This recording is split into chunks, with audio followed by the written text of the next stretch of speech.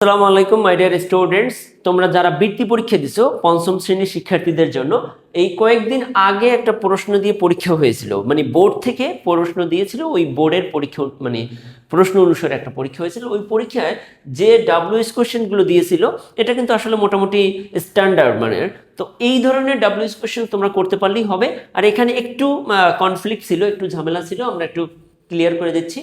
আচ্ছা, ঝামেলা ছিল সি নাম্বার প্রশ্ন, এটা আমরা ক্লিয়ার করে দেবো, সমস্যা নেই। দেখো, এক নম্বরে Seema and Tamal come to the club to practise speaking English. To plus ভার্বের নিচে যদি দাগ থাকে তাহলে হচ্ছে টু প্লাস ভার্বের নিচে যদি দাগ থাকে তাহলে আমরা ওয়াই দিয়ে কোয়েশ্চেন করবো। কি দিয়ে কোয়েশ্চেন করবো? ওয়াই। আর আমরা একটা তো নিয়ম জানি, ওয়াজ বি। কি জানি? ওয়াজ বি। প্রথমে হচ্ছে ডাব্লিউএস ওয়ার্ড নিব, তাহলে ওয়াই বসাবো, টু প্লাস ভার্ব, এই জন্য ওয়াই নিব। এরপর হচ্ছে সাবজেক্ট মানে অক্সিলারি বসাবো, ডাব্লিউএস ওয়ার্ড ওয়াই।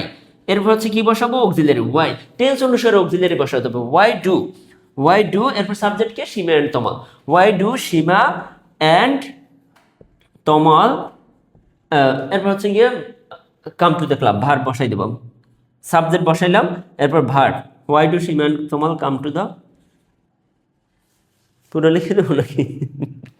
হ্যাঁ।